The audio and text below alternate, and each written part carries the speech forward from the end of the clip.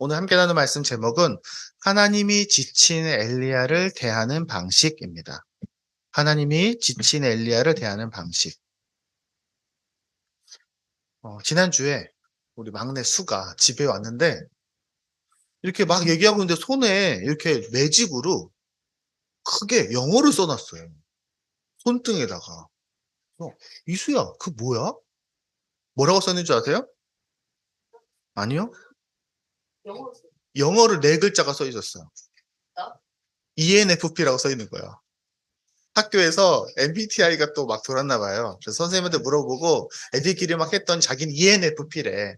그래서 ENFP라고 자기 헷갈릴까봐 영어로 크게 써놨어.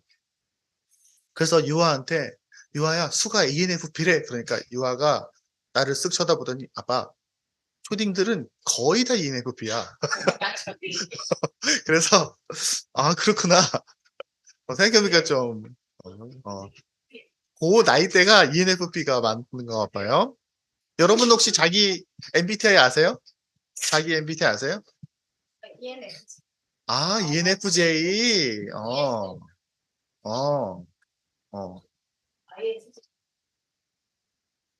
어, 근데 뭐 사람마다 바뀌기도 하고, 물론 이제 MBTI가 사실 심리 검사라고 하긴 그렇고, 사람들이 어떻게 서로 다른가, 서로의 차이를 이해하는 정도로만 아시면 될 것 같아요. 저는 고3 때 처음 알았어요. 이게 오래전이죠? 음, N, T, INTJ. 이따가 설명해 줄게요. 고3 때 선생님이 이제 고3이 딱 올라갔을 때 선생님이 정말로 MBTI 그 연구소 그 본사 사람이 와서 우리 반만 특별히 돈을 내고 MBTI 검사를 했어요. 그러고 나서 그 검사 결과로 이제 진로 상담을 하셨어요. 그때라면은 MBTI가 굉장히 초기예요. 우리나라에서 아직 유행하지 않을 때니까. 몇 년 전이냐? 한 27년 전이야. 세상에. 어. 그때 제가 MBTI가 INFJ가 나왔어요. INFJ.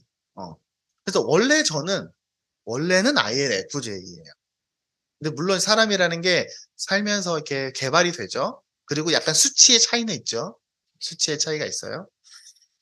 그때 INFJ의 첫 번째 추천 그 직업이 뭔 줄 아세요?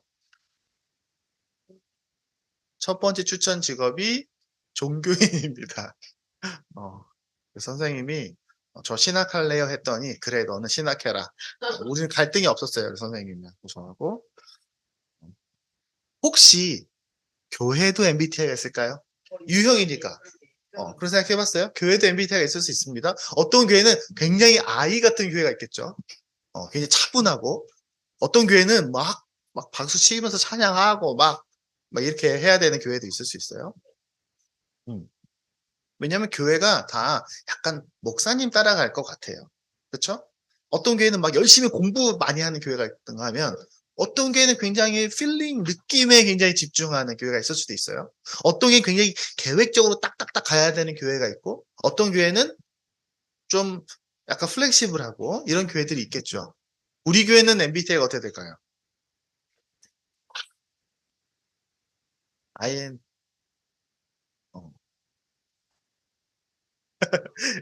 어, 사실 제일 좋은 건 MBTI가 딱히 없어지는 게 제일 좋아요. 왜냐면 교회에는 많은 사람들이 모여 있으니까. 근데 사실 생각해보면 우리 교회가 정말 아이인가? 그렇게 생각하지 않아요. 왜냐면 우리는 아이라고 하기에는 서로 소통하고 대화하고 이런 게 많아요. 그럼 우리는 이냐? 그러기엔 내가 너무 이해가 아니죠. 어, 또, N이냐, S냐, T냐, F냐, P냐, J냐. 어, 어. 사실 제일 좋은 건 목사님이 자기 스타일대로 안 끌고 가고 성도들이 같이 마음을 모아서 가면 저는 균형 있는 교회가 될 거라 생각해요. 어. 혹시 하나님도 MBTI가 있을까요? 혹시 여러분이 누군가 하나님의 MBTI가 뭡니까? 라고 말한다면 순복음교회 다니시는 분들은 하나님은 당연히 이죠. 열정적인 분이시니까요. 라고 말할 수 있고 어떤 분은 정말 어제 우리 그 봤던 고신 교회를 가면 하나님은 아이입니다. 그분은 굉장히 경건하고 이렇게 하신 분이십니다. 또 어떤 교회는 하나님은 당연히 튀죠. 그분은 가르치시고 말씀으로 말씀하시는 분이시니까. 또 어떤 분은 아니요, 하나님은 우리의 기도와 그 열정적인 하나님을 향한 통성기도 그런 거 기뻐하십니다. 그럴 수 있겠죠? 근데 뭐 그거 하나님이 거기에 제한이 되면 안 되겠죠. 안 되겠죠. 근데 오늘 제가 이렇게 보니까 MBTI 중에 세 번째가 F하고 T예요. F는 뭐냐면 feeling, 느낌. T는 thinking. 그래서 느낌적인 분이냐 아니면 사고적인 분이냐. 교회가 이게 이 부분이 조금 더 선명하게 갈리지 않을까 싶긴 합니다. 예전에 가끔 제가 이렇게 아이들하고 얘기해 보면 제일 이렇게 차이가 나는 부분이 뭐냐면 어떤 문제가 생겼을 때 그 문제를 대하는 방식 중에 하나가 이런 겁니다. 우연이가 너무 힘들어해. 그러면 옆에 있는 우연 친구가 와갖고 우연아 너 되게 힘들지? 뭐가 힘들었어? 괜찮아? 이렇게 하면서 우연히 위로해 주면서 이렇게 하면 약간 더 F에 가까울 수 있겠죠. 근데 또 우연아 뭐가 문제야? 내가 해결해 줄게. 어 라고 말한다면 조금 더 T에 가까울 수 있어요. 하나님은 어떻게 반응하실까요? 하나님은 어떻게 반응하실까요? 우리가 힘들 때. 오늘 말씀 한번 보겠습니다. 오늘 말씀의 배경은 이래요. 그 엘리야, 여러분 아마 엘리야가 들어봤을 거예요. 이스라엘의 많은 선지자는 누구냐면 하나님의 말씀을 들어서 그 말씀을 백성들에게 선포하는 사람이 선지자예요. 그러니까 목사님 같은 역할입니다. 근데 이스라엘 백성에게 원래 선지자적인 역할들은 제사장들이 했었어야 했는데 제대로 못했어요. 그래서 시대마다 한 사람씩 아주 특별한 사람들이 있었어요. 이스라엘 역사 속에는. 그런데 그 중에 한 사람이 엘리야입니다. 근데 이 엘리야가 이스라엘 백성들이 제대로 하나님을 섬기지 않고 특별히 이스라엘 왕이었던 아합과 그의 아내인 이세벨이 너무 제대로 못하니까 그 엘리야가 굉장히 여러모로 그들에게 쓴소리를 많이 했어요. 그리고 굉장히 여러 번 충돌을 일으켰습니다. 그러니까 그 아내인 이세벨이 화가 났습니다. 그래서 이렇게 말합니다. 내가 내일 이맘때에는 정녕 내 생명으로 저 사람들 중에 한 사람의 생명 같게 하리라. 왜냐하면 이제 엘리야가 그 앞에서 이세벨의 선지자들을 많이 죽였거든요. 너도 죽을 거야. 내일 이맘때면 하루 준다. 이렇게 얘기해요. 그 얘기는 뭐냐면 이세벨 주위에 있는 모든 사람들에게 내일까지 엘리야를 없애라. 이렇게 명령한 거랑 똑같은 말이에요. 말이 돌려서 말한 거지만 그런 뜻입니다. 그러니까 엘리야가 열심히 도망갔겠죠. 열심히 도망갔겠죠. 원래 그 전에 사건이 있었던 건 뭐냐면 이스라엘 지도에서 그 갈멜산은 상당히 북쪽입니다.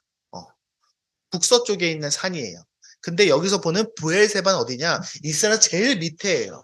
그러니까 지금 엘리야는 그 숲속 광야의 그 산길을 막 해갖고 해서 거의 한 200km를 막 쉼없이 도망온 거예요. 브엘세바까지 온 거예요.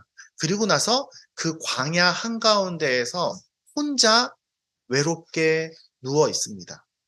여기서 말하는 그 로뎀 나무는 큰 아름드리 나무가 아니라 그 광야, 사막 같은 그 광야에 있는 아주 작은 나무예요. 그러니까 몸을 쭈그려서 이렇게 수그려갖고 이렇게 가면 약간의 햇빛을 피할 수 있는 정도. 광야는 낮에는 어마어마한 햇빛이 장렬하는 곳이기 때문에 사람이 있을 수가 없어요. 너무너무 더운 것인데 거기에 쭈그리고 앉아서 이제 난 죽겠구나 한 거예요. 그리고 와서 말하는 거죠. 하나님 저를 그냥 여기서 죽여주세요. 앞서서 엘리야는 원래 굉장히 큰 영적 성공을 이뤘습니다. 굉장히 많은 그 이방의 우상 숭배하는 사람들을 다 제거하고 굉장한 승리와 기쁨에 있었어요. 그런데 그 모든 것들이 다 끝났는데 모두가 다 자기를 배반하고 도망간 거예요. 이세벨이 화가 나니까. 그러니까 엘리야 혼자 남은 겁니다. 쉽게 말하면 승리를 했는데 나 혼자 남았어. 그러니까 남은 사람들이 다 자기의 적이 된 거예요. 그러니까 얼마나 마음이 힘들었을까요? 원래 높은 곳에 있다가 한 번에 떨어지면 더 힘들잖아요. 그래서 다 그만두고 싶다고 말합니다. 여러분도 그럴 때 있지 않을까요? 나도 그만두고 싶어요 라고 말할 때 있잖아요. 혹시 학교를 그만둘 수도 있어요? 우리 아이들은 이거 공부 안 할 거예요 하면서 이놈의 학교 그만 갈 거예요 라고 말할 수 있죠. 학생들은 어, 어. 나 가족 되기 그만둘 거예요 라고 말할 수 있죠. 그럼 우리 아이들 뭘 할까요? 가출을 하겠죠. 가출은 그거예요. 나 가족 그만할 거예요. 그렇죠? 혹은 뭐 어른들 중에 이혼할 수도 있죠. 나 부부로서 그만둘 거예요. 너무 힘들면 그럴 수 있죠. 또 회사를 그만둘 거야. 나 이제 이 회사 못 다닐 거야라고 사표를 집어 던질 수도 있어요. 예전에도 그랬다고 했죠. 어. 그리고 또 어떤 사람은 근데 대응이는 하나님을 안 믿을 거라기보다는 나는 이 종교적 생활 패턴에 머물지 않겠어요라고 말하는 게 좀 더 가까울 것 같아요. 내가 느끼면 그래. 아무튼 신앙생활을 그만두겠어요 하고 수 있죠. 어느 날 나 교회 안 갈 거예요. 우리 아이들이 그럴 수 있죠. 아빠, 저는 이제 더 이상 교회를 가지 않을 거예요. 이제 나는 내 인생은 내 맘대로 할 거예요. 나는 자유니까! 라고 말할 수 있죠. 인생을 그만둘 수도 있어요. 혹자들은 내 인생을 그만하고 싶습니다라고 말할 수도 있습니다. 저도 여러 번 그만두고 싶다고 말할 때가 있었어요. 하나님께. 제가 멘탈이 그렇게 강한 사람이 못 돼요. 우리 아이들도 그럴 수 있어요. 우리 아이들도 다 힘들어요. 우리 아이들은 뭐 괜찮겠거니 하지만 그 마음에 다 복잡한 삶의 힘듦이 있습니다. 그때 하나님 어떻게 반응하실까요? 우리가 힘들다고 말할 때? 그래서 막 누워갖고 이렇게 막 못 움직이고 이럴 때? 저 어릴 때는요, 하나님이 회초리 들고 와서 당장 일어나! 이렇게 소리치는 분이신 줄 알았어요. 저는 어릴 때 그렇게 생각했어요. 그래서 하나님이 무서웠어요. 그리고 하나님이 불편했어요. 그래서 하나님께 잘 보여야 한다고 생각했어요. 왜냐면 사실 성경을 보면요. 이렇게 해야 돼. 이렇게 하면 안 돼. 안 그러면 혼나. 이런 말씀들이 사실 구약에 있거든요. 많이 있어요. 그러니까 그렇게 순종해야 한다고 생각했어요. 교회에서도 좀 그렇게 배웠던 것 같아요. 그래서 여기 보니까 엘리야가 이렇게 됐어? 로뎀나 말에서 죽을 것 같아? 이거 봐. 엘리야가 약한 소리하고 하니까 하나님이 혼나는 거야. 라고 그런 생각이 언뜻 먼저 들었습니다. 여러분 어떠신가요? 여러분 안에 있는 하나님은 어떤가요? 여러분이 힘들어서 지쳐서 하나님 저 너무 힘들어요 라고 말했을 때 하나님이 여러분에게 뭐라고 말할 것 같습니까? 이게 머릿속으로는 알아도요 마음하고는 다를 수 있어요. 우리가 지금 이렇게 설교 때 하나님이 위로해 주시겠지라고 말하지만 우리 마음에 뭐가 먼저 들리냐면 사실은 내가 어릴 때 부모한테 들었던 말들, 내가 어릴 때 선생님에게 들었던 말들, 내가 어릴 때 내 주위의 사람들이 나에게 했던 말들이 하나님의 목소리보다 더 크게 우리 마음에 들릴 때가 있어요. 우리 어릴 때 좀 많이 혼나는 편이었어요. 생각해보면. 학교에서도 엄청 많이 혼났어요. 저도. 우리 아이들은 어떨까요? 우리 산이와 우연이가 너무 힘들어서 하나님께 하나님 저 힘들어요 라고 기도했을 때 이 아이들은 뭐라고 하나님의 마음이라고 생각할까요? 우리는 오늘 성경 세 가지 얘기를 하려고 합니다. 그 첫 번째는 이해하고 위로하시는 하나님입니다. 자, 지금 가로 넣기 하세요. 자, 이해하고 위로하시는 하나님. 그럼요. 자, 우리 5, 6, 7, 8 읽어볼까요? 제가 다시 한번 읽어볼게요. 로뎀나무 아래 누워 자고 있는데 천사가 엘리야를 깨웁니다. 엘리야야, 엘리야야, 일어나서 먹어. 그래서 엘리야가 하면서 딱 일어나 눈을 보니까 머리맡에 이렇게 숯불에 숯불 이렇게 있잖아요. 그 숯불에 구운 떡, 그 위에 떡이 있었고 물이 한 병 딱 있었던 거예요. 누가 갖다 놨을까? 아무튼 그래서 그거를 먹고 이 움직이는데 막 먹은 거예요. 먹고 이제 좀 배부르니까 피곤이 또 몰려오겠죠? 다시 잠이 들었어요. 그러니까 여호와사가 또 와서 이러니까 야야 엘리야 일어나서 좀 더 먹어. 너 아직 더 먹어야 돼. 또 먹어요. 또 일어나서 막 먹어요. 그러니까 너 아직 여기 있으면 안 되잖아요. 그렇죠? 광야한 가운데 있으면 안 되겠죠? 너 가야 돼. 갈 길이 멀어. 먹어라. 그래서 엘리야가 그걸 먹습니다. 사실 저도 나약한 저를 볼 때 가끔 제가 나약하다고 느껴지잖아요. 지치고 힘들면요. 내가 나를 혼낼 때가 많아요. "현충아 너 정말 형편없구나. 현충아 너 그렇게 해도 되겠어? 정신 똑바로 안 차려?" 라고 나 스스로 나를 혼낼 때가 많았던 것 같아요. 그래서 가끔 또 이렇게 책들 읽잖아요. 자기계발서 읽으면 뭐라고 돼 있습니까? "이를 악물고 일어나서 전력 질주해라." 이런 식으로 써 있습니다. 예. "그 자리에서 일어나라. 지금 당장 움직여." 막 이렇게 써 있습니다. 꿈을 향해 꿈을 포기하면 안 된다. 세상은 모두가 달려가고 있어. 너만 거기에 멈춰서면 안 돼. 이런 말들이 써 있어요. 어. 그러면 정말로 그래야 될 것 같고 하나님도 나에게 그렇게 말씀하실 것 같고 근데 성경을 보니까요. 그리고 지치고 상한 마음에 무너져 있는 엘리야에게 "야 힘들어? 야 힘든 것쯤은 네 힘든 감정은 눌러. 말하지 마. 꾹꾹 눌러 담아.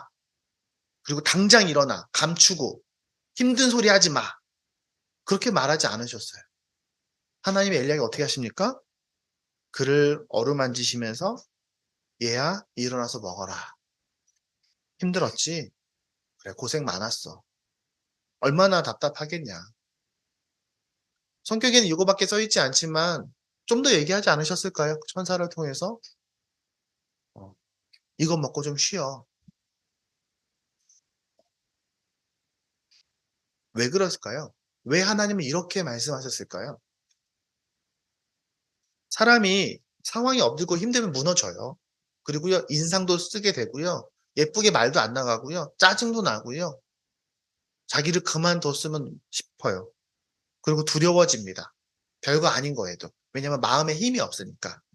슬퍼지고 외로워집니다. 그래서 낙심하게 돼요. 별거 아닌데도요 막 우울해지고요. 그다음에 일부러 그런 것도 아닌데 개인 옆에서 한마디 하면 그걸 나한테 막 나를 비난하는 것 같고 억울해지고 속상해지고 막 이렇습니다. 아무리 신앙 좋아도 마찬가지예요. 마찬가지예요. 근데 그런 감정이 나쁜 건가요? 그런 감정은 빨리 버려야 되는 감정인가요? 안 그래요. 왜냐하면 하나님이 그 감정들을 만드셨어요. 하나님이 사람이 지치고 피곤하고 배고프고 외롭고 두려워지면 지치게 만드셨어요. 더 나아가지 말라고. 하나님이 우리의 마음이 가끔은 무너져서 주저앉아서 쉴 수밖에 없게 우리를 만드셨어요. 왜? 더 가면 죽는 거예요. 그러니까 우리를 쉬게 하시는 거예요. 우리에게 다 필요한 감정들이라는 거예요. 우리가 좀 힘들어하는 거는. 왜냐하면 그분이 너무 잘 알고 계셔요. 그분이 만드셨으니까. 그분이 우리를 그렇게 만드셨어요. 힘들고 지칠 때 주저앉아서 쉬게 만드셨어요. 그게 우리가 살아가는 방식입니다. 성경을 보면요. 하나님도 되게 슬퍼할 때 많아요. 우리가 목사님이 보통 성경에 보면은 막 하나님이 막 힘차게 우리를 위로하시고 우리에게 막 힘을 불어시고 막 "일어나라." 막 이렇게 하시는 것만 있는 것처럼 느껴질 수 있지만요. 성경을 차분하게 읽으면 그 안에는요. 하나님도 되게 속상해하고요. 하나님도 되게 슬퍼하고요. 하나님도 막 낙심한 것처럼 보이는 구절들이 있어요. 우리는 가끔 하나님이 그분은 완전하시고 그분은 전지전능하시니까 절대로 슬퍼하지 않고 낙심하지 않아야 돼라고 생각하는 것 같아요. 아니요. 우리는 우리가 생각하기에 하나님 완전하시기를 바라지만 하나님은 슬퍼하시면서 완전하신 분이에요. 하나님도 우리랑 같이 우시면서 완전한 분이라는 거예요. 하나님은 그렇게 우리가 정의할 수 없거든요. 예수님도 그랬어요. 예수님도 그렇게 완벽하신 분이시지만 외로워하셨고요. 괴로워하셨고 두려워하셨어요. 예수님은 십자가 앞에서 겟세마네 종산에서 밤새 울면서 기도하셨어요. "하나님 이거 하기 싫어요. 하기 싫어요." 하면서요. 그리고 그분은 그 수많은 무시와 조롱과 비난 속에서 십자가에 못 박혀 돌아가셨습니다. 그래서 성경에 이렇게 써 있습니다. 우리에게 있는 대제사장은 우리의 연약함을 동정하지 못하실 리가 아니요 모든 일에 우리와 똑같이 시험 받으신 이로되 죄는 없으시니라. 여기서 동정이라는 단어는 원래는 체휼이었어요. 번역이 바뀌었어요. 근데 원래는 저는 체휼이 더 좋다고 생각합니다. 왜냐하면 헬라어 원어로는요. 그냥 "아유 너가 힘들구나." 이게 아니에요. "너 힘들어? 나도 똑같이 그 힘든 마음에 들어가는 거예요." 옆에서 매를 맞고 있으면 야, 너 되게 아프겠다. 그게 아니라 같이 매를 맞으면서 아픔을 함께 겪는 게 체휼이에요. 원래 단어가 그래요. 하나님은 그렇게 우리를 이해하고 위로하십니다. 그래서 혹시 여러분이 힘들고 지쳐서 외롭고 답답하면 하나님이 나를 이해하고 계셔. 그분은 우선 나를 이해하고 위로하는 분이셔. 라는 것을 믿으시기 바랍니다. 그게 믿음이에요. 우리 중에 F가 있을 수도 있고요. 우리 중에 T가 있을 수도 있어요. 극강의 T도 있죠. 극강의 F도 있을 수 있어요. 하지만 여러분, 우리가 옆에 누군가가 힘들고 지친다면요. 우리 스타일로 하는 게 아니라 하나님 스타일대로 해야 돼요. 하나님의 스타일은 뭡니까? 우선은 위로하는 거예요. 괜찮아? 힘들지? 그래, 고생했어. 우리 수가, 서현이 형이 엄청 좋아하는 거 알죠? 제가 그저께 물어봤어요. 수아한테. 수야, 넌 서현이 형이가 왜 좋아? 그러니까 수가 딱 한마디 했어요. 서현이 언니는 내 마음을 정말 잘 공감해줘. 내가 힘들다고 하면 다 들어주고 나를 위로해줘. 언제나 서현이 언니는 나에게 최고라는 거예요. 서현이가 단지 F라서 그럴까요? 꼭 그렇다고 생각하지 않아요. 서현이가 술을 많이 사랑해 주기 때문에 그렇다고 생각해요. 우리도 서로에게 좀 그랬으면 좋겠어요. 두 번째로 우리가 만나는 하나님 뭡니까? 먹고 마시고 쉬게 하신 하나님입니다. 자, 이제 가로넣기 빨리 씌워 넣으시기 바랍니다. 어, 저는 위로하고 먹여줘야 합니다. 1번은 이해하고 위로하시는 분입니다. 여기 써 있습니다. 여기 써 있습니다. 어, 어, 어. 자, 볼까요? 여기 보면요. 뭐라고 써 있냐면요. 머리맡에 숯불에 구운 떡이 있대요. 한 병 물이 있어서 그걸 먼저 먹이셨습니다. 엘리야가 지금 있는 곳은 광야입니다. 거의 사막에 가까워요. 굉장히 척박한 땅입니다. 엘리야는 굶주렸고요. 목말랐어요. 근데 하나님이 그런 엘리야에게 굳이 가서서 이럴 수 있죠? 엘리야야, 자 이제 너에게 배고프지 않게 해주겠다 하실 수 있잖아요. 하나님이요. 그렇지 않아요? 하나님이 자 엘리야야 너에게 에너지 꽉 채워주겠다. 그래서 우리 그 게임할 때 이러잖아요. 배고픔과 체력이 거의 바닥 났을 때 뾰로롱 하면서 물량 먹으면 채워지잖아요. 배고픔과 체력이. 그런 게 아니라 하나님은 굳이 가서서 떡을 구워주고 물을 먹으라고 하고 합니다. 더 놀라운 방법을 하실 수 있었는데 왜 그러셨을까요? 예. 하나님 버튼 하나로 물약으로 그 모든 체력을 만땅시켜줄 수 있었는데 근데요 앞선 17장에도 똑같은 얘기가 나와요. 지금 여기 엘리야가 지금 말씀은 몇 장입니까? 지금 말씀은 19장에 있는 내용이잖아요.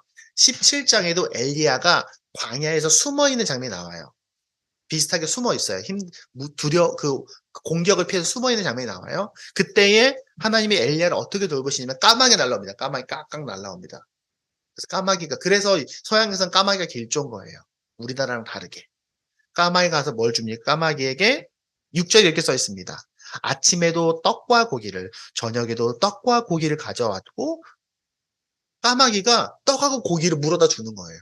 엘리야한테. 숨어 있는데, 배고프니까. 하나님은요, 말만 위로하지 않으시고요, 엘리야를 먹이십니다.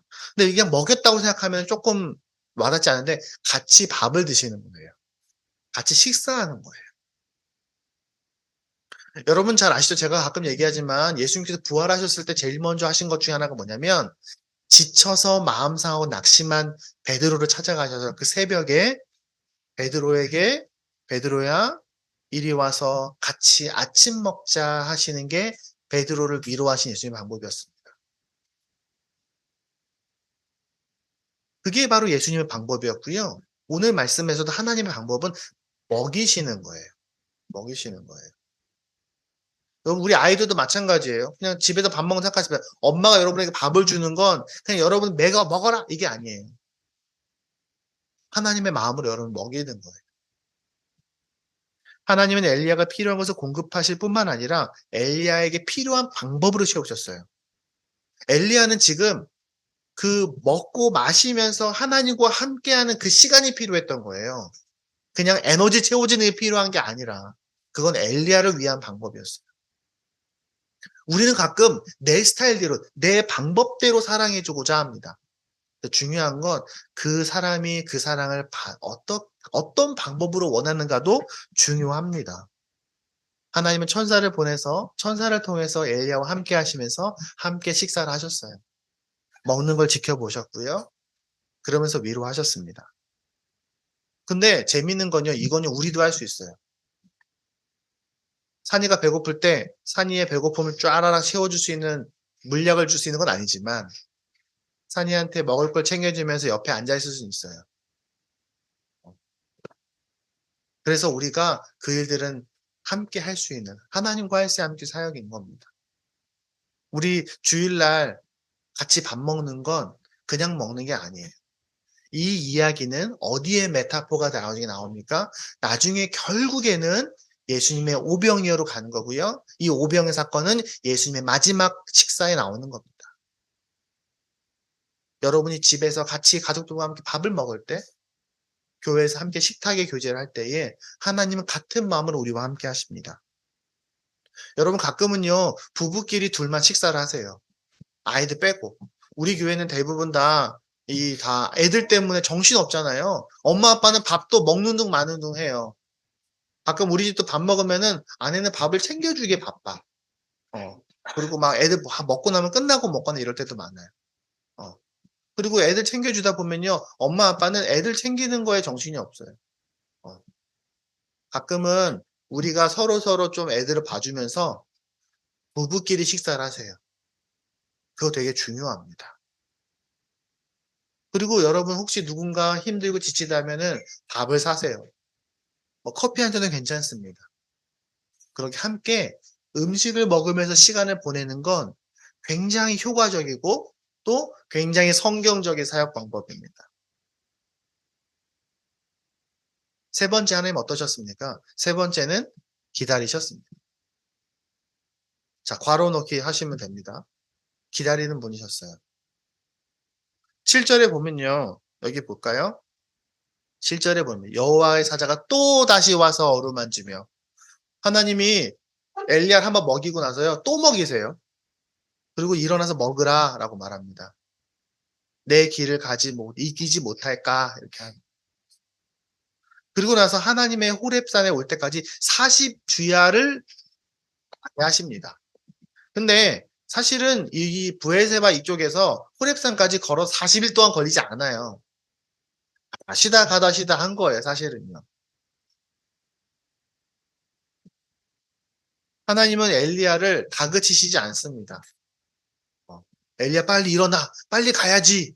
야 그만해. 야 이제 빨리 일어나 이렇게 하지 않으십니다. 가끔 우리 아이들 아침에 학교 갈 때 막 깨워야 되는데 하나님은 엘리야에게 그렇게 하진 않으셨던 것 같아요. 되게 천천히 갔던 것 같습니다. 물론 엘리야 그냥 말씀하실 수도 있어요. 혹은 엘리야에게 빨리 갈 수 있도록 체력을 꽉 채워 넣으실 수도 있어요. 하지만 하나님은 40일 동안 엘리야가 호렙산에 갈 때까지 같이 가십니다. 그건 엘리야에게 필요한 시간이었어요. 우리가 식물을 키울 때 촉진제를 막 넣어서 식물이 막 쫙쫙쫙 자랐으면 좋겠지만 그렇게 안 그러잖아요. 식물이 얼마나 오랫동안 자라야 됩니까? 우리 아이들이 크고 자랄 때 엄마들은 기다려줘야 돼요. 애가 막 아장아장 걸을 때 그거 계속 잡아주면 안 되잖아요. 애들이 아장아장 걸을 때 옆에서 봐주면서 얘가 충분히 걸을 때가 기다려줘야 돼요. 우리 이한이도 언젠가 무럭무럭 자라서 산이만큼 크겠죠? 산이가 무럭무럭 자라서 승현이처럼 크겠죠? 거기에는 그만큼의 시간이 필요합니다. 하나님이 그렇게 만드셨어요. 하나님은 우리가 자랄 때까지, 우리가 회복될 때까지 기다리시는 분이셨습니다. 사실 그래서 기다림은 굉장히 특별한 사랑의 표현이에요. 이해해주고, 함께 해주고, 기다려주고. 답답하죠. 네. 그 대상을 존중해주고, 스스로 성장하게 해야겠다고 생각하는 사람만이 할 수 있는 거예요. 내 스타일대로, 내 시간표대로가 아니라 그 사람의 시간표대로. 제가 어릴 때 잘 몰랐는데요. 부모가 되니까 기다릴 일이 많아요. 부모가 되니까 자녀들을 기다려줘야 돼. 클 때까지 기다려줘야 돼. 제가 언젠간 더 크겠지. 그거를 지금 빨리 다 알았으면, 다 했으면 하면 좀 부작용이 생길 수밖에 없어요. 목사가 되니까요, 기다릴 일들이 많아요. 가끔은 답답하고, 가끔은 더 빨리 자랐으면 좋겠고, 더 많이 가르쳐 주고 싶은데, 그게 쉽지 않아요. 기다릴 일들이 많더라고요. 그래, 스스로 깨달아야지 하면서 기다리게 될 때가 많더라고요. 하나님은 우리를 기다려주는 분이십니다. 그러니까 우리도 서로 좀 기다려줘야 돼요. 먼저 여러분 자신을 좀 기다려주세요. 내가 지금 완벽하지 않다고, 내가 이런 부족함이 있다고 너무 마음 상해하지 마시기 바랍니다. 그리고 너무 스스로 다그치지 마세요. 제가 좀 그랬거든요, 사실은. 위로하고 밥을 맛있는 걸 드시고 스스로를 기다려주세요. 그리고 서로에 그렇게 하시기 바랍니다. 저는 기다림에 여유가 없는데요. 기다림의 여유는 당연히 우리 안에 없어요. 하나님이 갖고 계세요. 말씀을 읽고 기도하면서 기다릴 수 있는 힘을 하나님께 받으시기 바랍니다. 말씀을 맺겠습니다. 우리가 지친 사람들, 내 주위의 사람들 어떻게 대해야 될지 우리는 보통 내 스타일대로 합니다. 내 방법과 내 판단대로. 다 맞는 말이에요. 다 틀리진 않아요. 하지만 조금 더 하나님의 스타일을 오늘 말씀에서 배우길 바랍니다. 왜냐면 가끔은 내 스타일대로 사랑해주고 내 스타일대로 챙겨주다 보면 그 사람의 상처가 되기도 하거든요. 우리가 얼마 전에 세월호 구주기에 갔다 왔어요. 세월호 구주기에 갔다 왔을 때 우리가 했던 방법은 뭐였습니까? 그들을 이해해주고 그들과 함께 있어주고 기다려준 거예요. 다 자기 방법대로 그것을 풀려고 하면 안 돼요. 성경이 가르쳐주는 하나님의 방법은 그런 방법입니다. 여기 이렇게 써놨습니다. 뭐라고 써놨습니까? 위로하고 격려하십시오. 첫 번째, 단 그 사람의 언어로. 또 먹이고 채워주고 함께 해주십시오. 단 그 사람의 필요에 따라서 그 사람에게 맞춰줘서 충분히 기다려주세요. 언제까지? 그 사람의 때까지, 내 때가 아니라. 그게 하나님의 방법입니다. 그리고 그 하나님은 그 방법대로 이스라엘 백성에게 예수 그리스도를 보내셨어요. 그리고 그 방법대로 우리에게 예수 그리스도를 보내주십니다. 우리 아이들도 언젠가는 더 알아가겠죠? 우리 산이와 우연이도, 승연이도, 유하도, 우리 저 뒤에 있는 저 꼬마들도 언젠가는 그 십자가 앞에 서게 될 거예요. 얼마나 목사여서 마음이 다 애달겠습니까? 얘네들이 빨리 알아야 되는데, 얘네들이 빨리 더 깨달아야 될 텐데. 아니, 그렇지 않더라고요. 하나님의 때와 하나님의 방법이 있더라고요. 그 마음을 잊지 않는 우리가 되길 바랍니다. 그리고 그 마음대로 우리도 우리의 가족들에게, 먼저는 배우자에게, 아니, 그 먼저는 나에게, 배우자에게, 가족들에게, 교회 지체들에게, 그리고 사랑하는 내 주위의 사람들에게 그렇게 대하는 우리가 되길 바랍니다. 기도하겠습니다.